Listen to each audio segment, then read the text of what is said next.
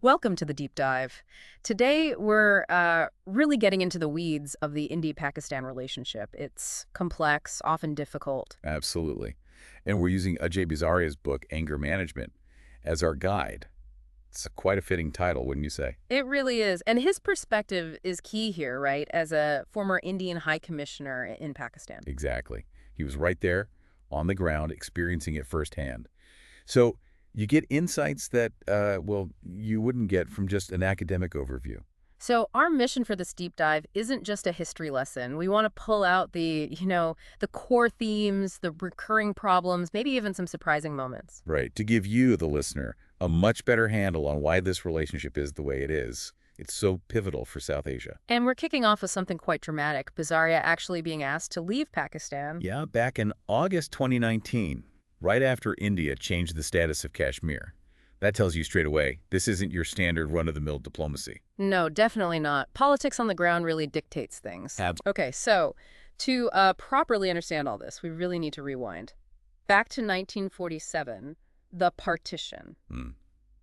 A hugely traumatic starting point. Okay. The sheer human cost, it's almost unimaginable. And Bessaria likely touches on this contrast. Jinnah focused on the mechanics of state building. While Gandhi was just deeply, profoundly distressed by the violence, he actually fasted during India's independence celebrations. Wow, so that shadow was there from day one. It really was. Pain and division baked in from the start. And the first Indian envoy, Sri Prakasa, his story sounds, well, unusual. It is.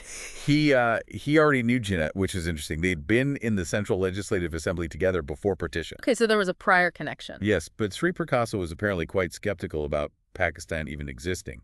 Nehru, knowing this, sort of suggested he go check out Pakistan's Independence Day first, then decide on the job. A bit of a try before you buy diplomacy. Something like that. And the setup was odd, too. No formal credentials initially. Right, because both were still in the Commonwealth. Exactly. King George VI was technically head of state for both.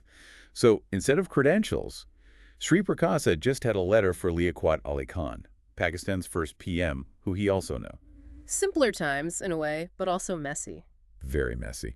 And that led to some problematic ideas early on, like this hostage populations theory the book mentions. Yeah, tell us about that. It sounds quite chilling. It really was. The thinking, was that having lots of Hindus in Pakistan and Muslims in India would somehow keep everyone safe.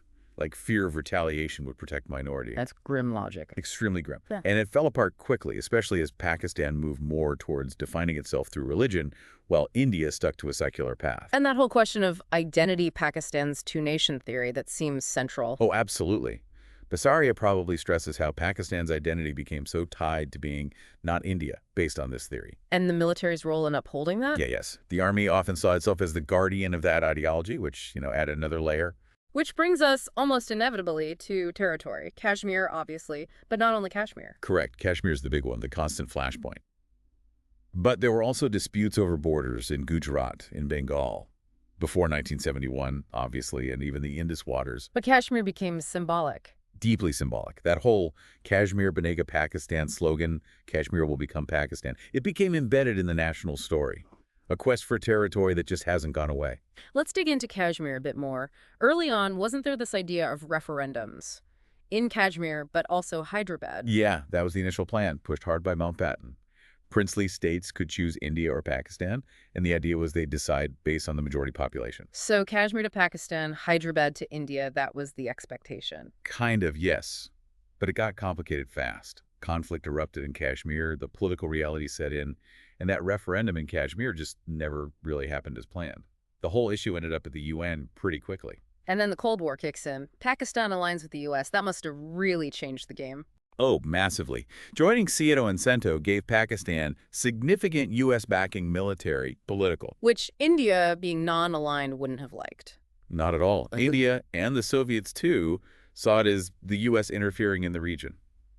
And this backing might have, made Pakistan feel stronger in its stance on Kashmir. The book mentions U.S. telegrams showing a pro-Pakistan tilt. Reportedly, yes. Apparently, U.S. documents from that time suggest a leaning towards Pakistan's view on Kashmir, partly influenced by British interests, too.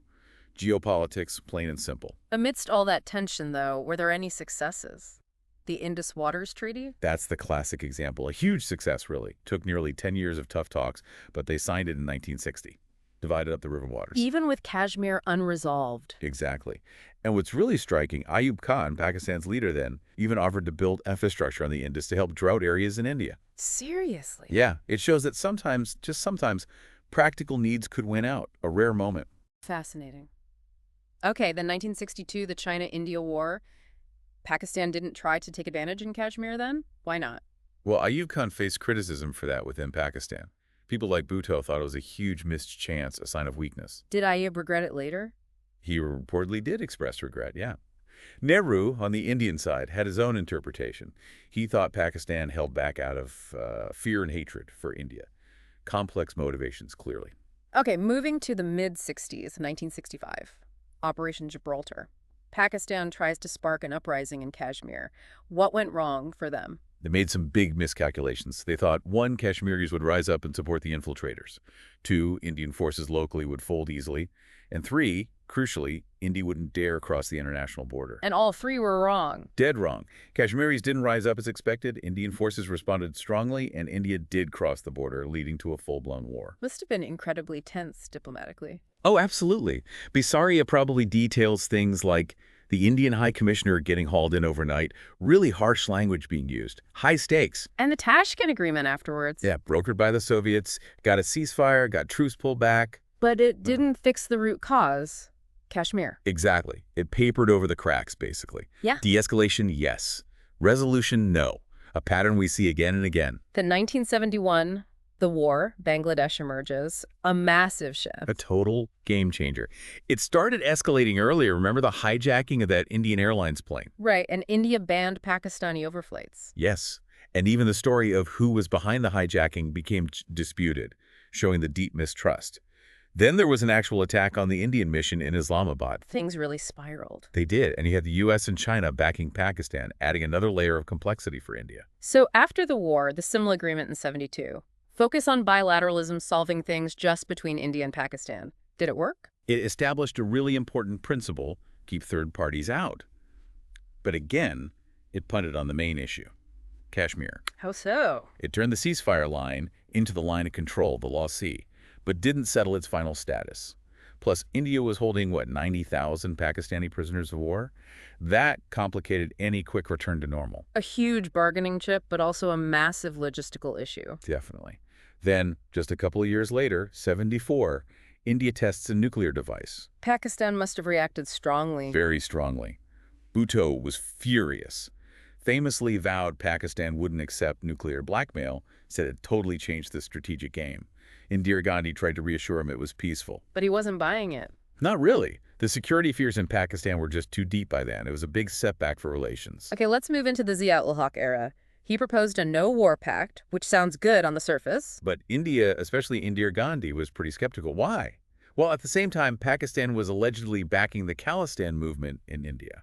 Ah, the Sikh separatist movement. So mixed signals. Very mixed signals. It led to some, let's say, creative diplomacy, like Zia gifting a cow to an Indian minister. Things were definitely unconventional. Then Benazir Bhutto comes in. There was some hope initially with Rajiv Gandhi, right? There was. A sort of generational shift, a personal connection maybe. But then the insurgency in Kashmir really took off in the late 80s, early 90s. And that overshadowed everything. Pretty much. Benazir later claimed she tried to stop support for Sikh militants, but Kashmir just kept getting worse, blocking any real progress. And the Siachen Glacier dispute, another constant thorn. Any close calls there? Surprisingly, yes. Both during Rajiv's time and Benazir's, they apparently got close to some kind of deal. Talk of a zone of disengagement, demilitarizing the glacier. But it never happened. Nope. Lack of trust, political roadblocks on both sides, just couldn't get it over the line. Another missed opportunity, you could say. Then, a major shock. The Babri Masjid demolition in India in '92, the fallout must have been bad. Oh, terrible. Huge anger in Pakistan. Violent protests, attacks on minorities. There was immense pressure on their government to react strongly. Demands to expel the Indian High Commissioner. Yes, exactly. Nawaz Sharif, who was PM then, resisted that extreme step, but the damage was done. Trust levels plummeted again. And India hardened its stance too, right? With that parliamentary resolution on Pakistan-occupied Kashmir in '94. That was significant, yes. a unanimous resolution saying all of Jammu and Kashmir is India's, demanding Pakistan to vacate the areas it holds. A very clear, firm line. Yet, dialogue started again later. It did, eventually. The composite dialogue began in the mid-90s, trying to tackle a whole bunch of issues together. But the underlying tensions, they didn't go away. Which leads us to 1998. Both countries test nuclear weapons, a huge escalation. A terrifying escalation, frankly. The whole world condemned it. Suddenly, South Asia felt like a much more dangerous place. The U.S. had tried hard to stop Pakistan from testing after India did. But they went ahead anyway. They did. It fundamentally changed the strategic reality. The nuclear shadow was now permanent. And just a year later, Kargil. After Vajpayee's peace bus trip to Lahore, that must have felt like a stab in the back for India. Absolutely. A massive breach of trust. The Pakistani military, or parts of it, launching that incursion right after a major peace initiative. U.S. had to step in. Yeah, Bill Clinton played a big role, leaned hard on Nawaz Sharif in Washington to pull back. It was a serious crisis. And the captured Indian pilot, Nachiketa. Right. His capture and eventual release involved a lot of intense behind-the-scenes diplomacy, too. It was a really fraught period. Post-Kargil, terrorism seemed to ramp up again, like the IC-814 hijacking. Yes, that was a major incident. India's concerns about Pakistan sponsoring terrorism just grew and grew. Even though Vajpayee tried again with Musharraf at the Agra summit. He did try, but the summit famously collapsed. And that note India gave Musharraf at Agra basically laid out all their concerns about terrorism and his stance on Kashmir. The gap was just too wide. Then 9/11 happens. Changes the world. How did it impact India-Pakistan? Well, suddenly the U.S. needed Pakistan in the war on terror. Put huge pressure on Musharraf. Did that help India's case regarding terrorism from Pakistan? In theory, maybe. But India felt Pakistan was being selective, going after al-Qaeda, sure, but maybe not the groups targeting India. So the core issue remained. Yet Vajpayee tried again in 2003 with another peace move. Incredible persistence, really. He appointed envoys, offered a ceasefire on the Lost Sea. It actually led to the 2004 Islamabad Declaration, a joint statement. So some progress. Some framework, yes. But Musharraf was facing huge problems internally in Pakistan by then: assassination attempts, political instability. That made sustained progress difficult. And the situation in Pakistan became even more unstable later. With Musharraf fading and Benazir Bhutto's assassination, India must have been watching nervously. Very nervously. Stability in Pakistan is always a major concern for India. Bhutto's death especially felt like a blow to hopes for, a more moderate path forward, perhaps. Then, 2008, the Mumbai attacks. Just horrific.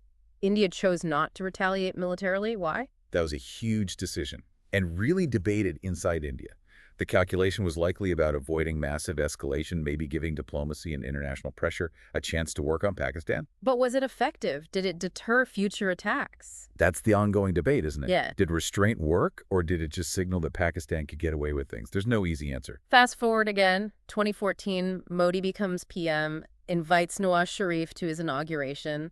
A hopeful sign? Initially, yes. A lot of optimism, but it didn't last long. Things went downhill again. What happened? Various things. Setbacks at the border, talks stalling.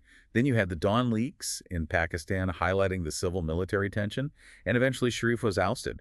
Internal Pakistani politics just kept interfering. And then 2019, Pulwama attack followed by India's Balakot airstrikes. A different kind of response from India. A much more assertive response, yes. Striking inside Pakistan proper was a major step up from previous actions, signaled a lower tolerance threshold, perhaps. Pakistan denied the strikes hit anything major. Right. Then the dogfight, the Indian pilot captured. Exactly. Abhandan Varthaman. His capture and then surprisingly swift return by Pakistan de-escalated things slightly, but tensions were sky high. There were even reports or rumors of missile threats being exchanged.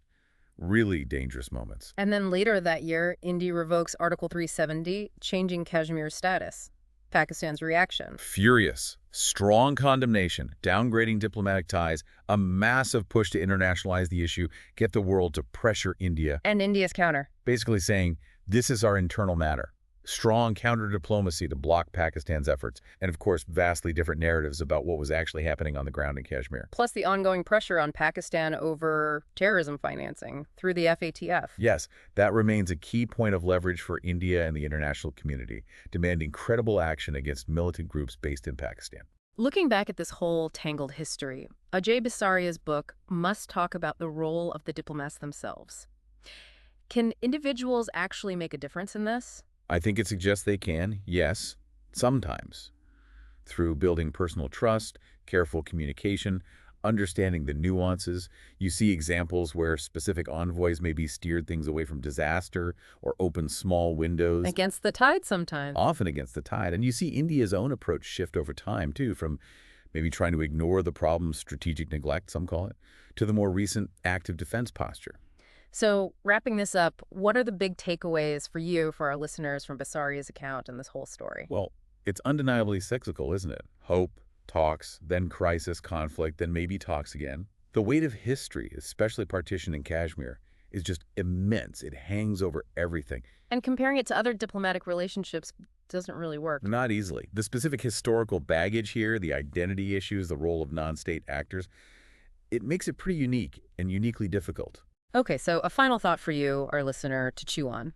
We've talked a lot about the interactions between India and Pakistan, but maybe the real key to understanding why peace is so elusive and what might change things in the future lies within each country. Exactly. What are the internal political pressures?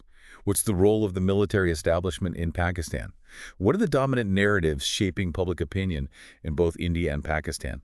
How do those internal factors drive the external relationship? That's perhaps where the deepest understanding lies. Something to definitely think about. It's a relationship that, as you said, demands ongoing attention. Thanks for joining us on the Deep Dive.